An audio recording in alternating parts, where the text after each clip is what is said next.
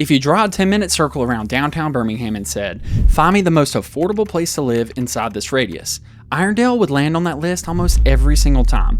But here's what most people don't realize. The reason it's more affordable is the exact same reason some buyers completely skip it. And until you actually drive it, tour the houses there, and see how different each pocket feels, it's really hard to understand why. I'm Zach, your friend in real estate right here in the Birmingham Metro, and in this video we're breaking down what living in Irondale actually looks like day to day so you can decide if this is a smart move or one that you should probably avoid. Irondale's biggest selling point is simple. It's one of the closest affordable suburbs to downtown Birmingham. You're looking at 10 minutes to downtown Birmingham, 5 to 10 minutes to Mountain Brook, 15 minutes to Trussville, direct access to I-20 and Highway 78, I-459, and areas like Crestwood, Avondale, Leeds are all right around you. And this is where it becomes really practical. If you're commuting to UAB, downtown offices, or anywhere central, you're not dealing with that 30 to 40 minute drive like you would in further out suburbs. And this right here is why a lot of buyers start here first, because location-wise, it's tough to beat for the price. Now, when you look at the numbers, this is where Irondale starts to get traction. Right now, you're typically seeing the median prices around $275,000 to $290,000, and price per square foot is roughly $140 to $150 a square foot. So compare that to Hoover at $165 to $175 a square foot,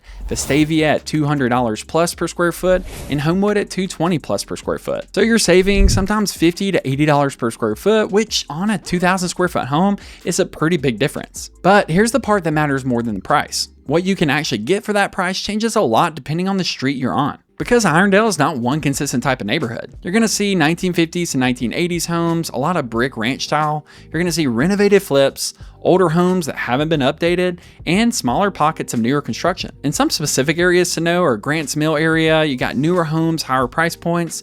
You've got Old Irondale, which is more historic and older homes, and South Irondale towards Leeds, which is more space and some newer builds. And this is where buyers either find a deal or they walk away completely, because two streets over here can feel completely different. Now, for everyday lifestyle, you've got Irondale Cafe, which is a classic meat and three, and it's a local staple. You've got places like Golden Rule Barbecue, which is one of the oldest barbecue spots in the area, and you've got quick access to Avondale's restaurants and breweries. So it's less of a master plan suburb and more of a local, mixed, and evolving place. So next, we're going to talk about one of the most overlooked parts of Irondale. You're extremely close to Ruffner Mountain Nature Preserve. This is miles of hiking trails, views of Birmingham, and it's a legit outdoor escape. You've got Beacon Park, it's an open green space, playgrounds, and it's easy access for families. And you've also got Ellard Park, which is walking paths and casual outdoor space where you can just go hang out at. And y'all, this isn't 30 minutes away, we're talking 5 to 10 minutes from your house in most cases. So if you want quick access to outdoor space without leaving the city area,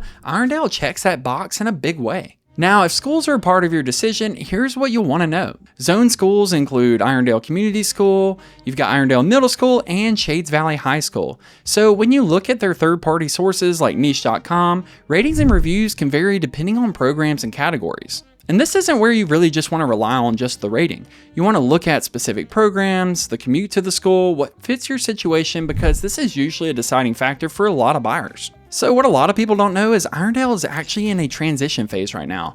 You're seeing growth around Grants Mill Station, which is retail and convenience, and more buyers are getting priced out of nearby areas moving in. And you've also got ongoing renovation and reinvestment into the older homes.